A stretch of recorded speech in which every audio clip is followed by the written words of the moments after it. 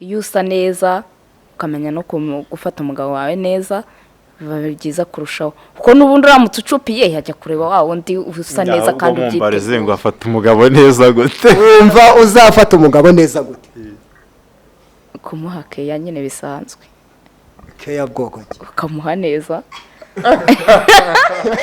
bakunzi ba Star Family Group TV aho muherereye hose mu mpera zose z'iyi si ndetse n'iki gihugu cyacu cy'u Rwanda amajyepfo amajyaruguru iburasirazuba iburengerazuba ndetse n'umujyi wa Kigali tubanje kubasuhuza kandi tubabwira ngo turabakunda cyane uyu mwanya rero twihuse nta handi murabona ba umupapa cyangwa se igitsina gabo n'igitsina gore hano imbere ya kamera za Star Family Group TV n'abantu babiri mugiye kubamenyaho byinshi ariko mbere yuko nagira icyo mbabaza reka babanze batwibwire duhereye hano iburyo bwanjye nitwa Mushimimana Jacqueline ariko nkaba nyina muri filime ya Star Family ndi Mama Bruno ko mbona nta muraro ufite ego kwirahari shabuka shashabuka akaba rero ari kumwe n'undi muntu mugaragiye mbese wowe wakwibwira abakurikiye Star Family Group TV murakoze nitwa Ruganira Ferdinand ndi umupapa nyina muri filime yitwa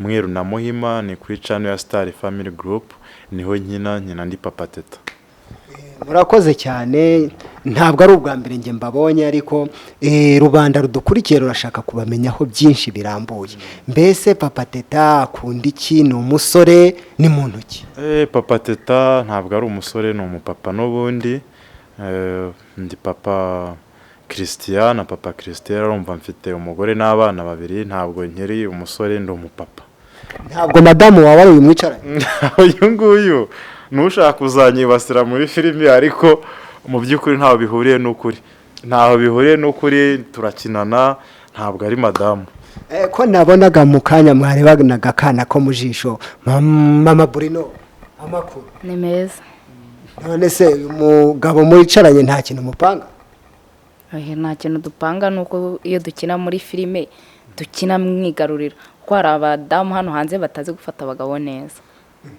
urabyemera nawe ikintu kiriho urumva iyo duhuye gutya hari utuntu tuba twaragiye dukina utwo tuntu twakinnye hari ukuntu duhura tukongera kugaruka mbese ukabona nitwo twongeye gusubiramo ariko nta hantu babihuriye n'ukuri kuba yandeba nk'ubu ngubu aka kanya twicaye ubu wagiye kubona ukuntu turiyongoje tubaye nk'abakina ukagira ngo bya bintu ni ukuri ariko nta hantu bihuriye n'ukuri uyu afite uko agenda nanjye mfite uko ngenda birangira muri filime ni ukuvuga mwamaze gukora famiye ni famiye yo muri Star Family Group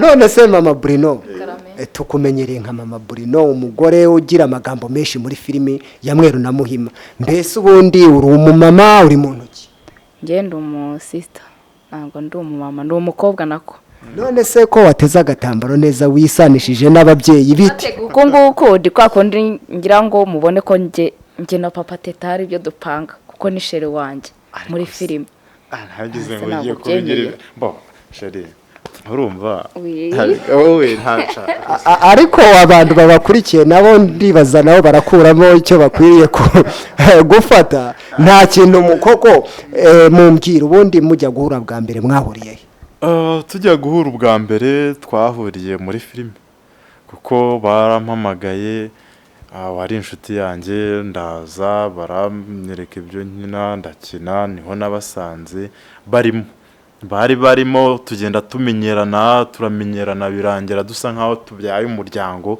nkuko n'ubundi ni Star Family mbese no umuryango nta handi hantu twaba tuziranye ni muri filime gusa wenda turanasurana agira gutya akaza kunsura twahura tugasangira ariko nta bindi bintu biri hejuru naho ngaho birangirira kubera yuko urabona rega iyo ushaje usigaho mwabantu none se Mama Bruno cyangwa se Jackie koko Ferdinand cyangwa se Papa Teta muri Mweru na Muhima ko mbona bamumenyeranye cyane mukinana nk'abantu wagira ngo n'ubundi mwakoze famiye uko kwiyumvanamo kwaturutse twaturutse muri filime kuko njye nanjye twahuriye muri filime ntabwo nari muzi nawe ntabwo yaranze. filime niyo yabashyingiye ni ukuvuga ngo niyo yadushyingiye kuko iyo twageze muri filime niyo turi kuyikina tuba turi kubifiringa nk'abantu twamenyanye tuziranye. byazarangira na filime irangiye se bigenze ukuntu ubwo urashaka kuvuga ko na filime tuzayifiringa. hagati aho mama Bruno ndashaka kukubaza ikintu kimwe muri Mweru na Muhima ndibaza ni episode ya 13 wari uriho ufite akirori wisigana n'amatiro ku munwa no ku maso hose ku ngohe urangije ukavuga ngo bazajya babura gufata abagabo babo neza ngo bisige makeup. Ese koko umugore wisiga makeup niwe ubuzi gufata umugabo neza? Oya ntabwo ari cyo bivuze ariko nanone iyo usa neza ukamenya no gufata umugabo wawe neza biba byiza kurushaho kuko n'ubundi uramutse ucupiye yajya kureba wa wundi usa neza kandi ubyiteze ngo afate umugabo neza gute.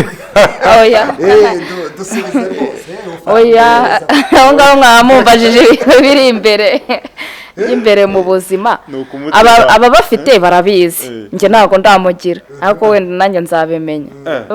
Niyo mpamvu wumva uzafata umugabo neza gute? kumuha keya nyine bisanzwe. Keya bwoko ki? Ukamuha neza. Uzamuye iki mama Bruno? Mane nabirenze ibintu bikaze ni ibintu bisanzwe n'abagabo n'abagore mu rukundo neza habaye.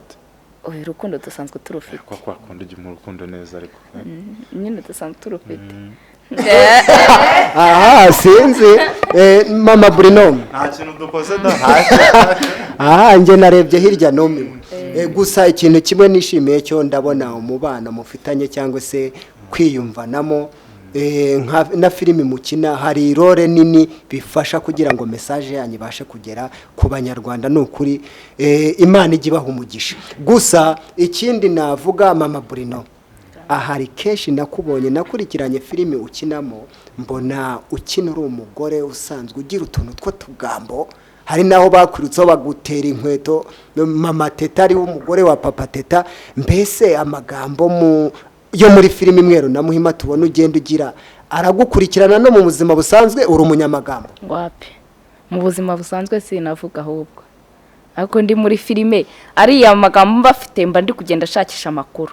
Wabonye ko no muri filime hari aho ngira nkashaka na business bitewe nuko mba najyanye amagambo nabo bakansubiza yandi. Niyo mpamvu rero nge mba ndi gushaka. Uragiriye ihe nama abagore bagira amagambo menshi? Aho ngaho baceceka nta kintu byabamarira usibye gange watomboye nyine ngakuramo na business. Urabizi ko ari business ifitanye na Kiroso kandi irinjiza. Niba atari ibanga wayibwira abanyarwanda? Oya barayibona muri filime hari ahantu Kiroso kina ari umupfumu kandi nkaba ari ngiye ujyana amagambo nkajya kumuzana abakiriya. Iyo ni business. Ariko kariya kantu karansekeje ubwira ushakisha abakiriya bigera naho gera ku muririmbyi uramubwira ngo hari umuganga utanga hit. Biriya bintu koko nibyo? Ego kurabona atari byose urabona bitarariye none se hit koko iragurwa? Ibintu byose ni ugushakisha ubuzima nyine we yaje azi ko iyo hit iri bugurwe nako izagerwaho ariko twebwe icyo twashaka n'amafaranga. Wagiriye ihe nama abahanzi bashakira hit mu bapfumu cyangwa se abadamu bajya mu bapfumu kugira ngo babane neza n'abagabo babo? Nuko iriya nzira ntago ari nziza gusa niyo nzira bari guca amabeshi ibayobya ariko ntago ari yo nziza. Nabagira inama yo kutayicamo gusa nuko twerekana ko babikina. Reka twigarukire kwa papa wacu papa Teta. Nawe rwose uri umuntu ukunzwe muri Mweru na Muhima series umugabo mwiza cyane. Mbese madamu wawe yakira te gukina kwawe filimi ndetse ugasanga urimo urakina utwara abagore baba? Ubwa mbere nanjye ntabwo nabyumvaga nabanje kugira ubwase uriya madamu umunsi yarebye filimi hina bizagenda gutera ariko ntabwo yabyakiriye nabi pe kubera yuko mu buzima uburyo tubanye hari uburyo nzimo biriya ni imikino no gukina nyine no gutanga ubutumwa ntaho biba bihuriye no kuri rero yarangije kubona ko ari ugukina mu minsi yashize baje no kunsura abo bakinnyi ariko se abo bantu ko bataraza no kudusura ngo mbarebe mbamenye baraza baransura arabareba arabamenya asanga n'abantu b'abarokore ni abakristo bakunda Imana nta kibazo pe nta kibazo yigeze abigiraho habe na gatoya abona ko ari imikino y'umuntu aba arimo arakina nta bindi. Urakoze cyane dusoza mbese duhereye kuri Mama Bruno Mweru na Muhima series cyangwa se Star Family Group ikintu maze kuyigiraho ndibaza ko mumaze hafi umwaka urenga ikintu maze kuyigiraho ni igiki? Ikintu cya mbere maze kwigiramo ni ukubana n'abandi muri society. Ikindi ibyo nanone ntago byakuba nk'uyu nguyu nyine ufite umugore ntago byatuma yumva ko umugore nimba yakinye biriya koko byakozwe. Icya mbere wakwizera umugabo wawe ko atabikoze. Ababifata nyine nkaho umugabo yabikoze ariko wakwizera ko atabikoze biba ari imikino cyangwa gutanga message. Ikindi cya kabiri iyo turi kumwe n'abantu benshi biba ari byiza umuntu wese aribohora muri society arimo kamenyekana ibyo bigatuma tubona inshuti. Aka kanya twari turi kuvugana hari umuntu mbona unyandikiye SMS no kuri comment haraho nabibonye ngo ufite ngo ishinya y'umukara nibyo koko? Amaso arabaha useka neza wasekera abanyarwanda. Ndabashimiye useka neza cyane.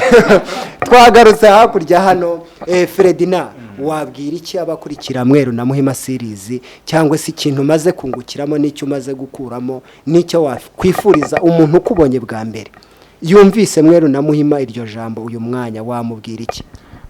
Ikintu nabwira abantu bumvisha iryo jambo aka kanya no kubanza bagasobanukirwa Mweru na Muhima. Mweru na Muhima ni iki? Akabanza gasobanukirwa. Barava mu Kinyarwanda ngo ndibyara Mweru na Muhima. Basobanukirwe Mweru na Muhima icyari cyo. Hari uburyo cy'umuntu agomba kubaho ntiyigire Muhima cyangwa ngo yigire Mweru. Ugomba kuba umuntu uri honete, uboneye. Sibyo apana udafite kwa gucenga ugasanga ngo uri mukuru wanjye ariko ntiduhuje ariko kuki tudahuza kandi turi bene mugabo umwe twagakwiye nibura guhuza tugasenyera umugozi umwe aho uko tuvukana tugasenyera umugozi umwe tukagira ikintu runaka tugeraho cyaduteza imbere apana guhora turyana. Reka shimire Ferdinand ndetse na Jackie umwanya wanyu mwatanze abanyarwanda bakabasha kumenya abo muri bo. Ndabashimiye umwanya mwigomwe kandi shimiye umuntu wese wadukurikiye kuri Star Family Group TV. Reka uze n'abandi benshi baze baduhe like, subscribe, comment maze tubagezeho ibintu byiza byinshi twabateguriye. Naho ubutaha rero Imana ibaho umugisha kandi tubabwira ngo turabakunda cyane nakagaruka dupepera abantu.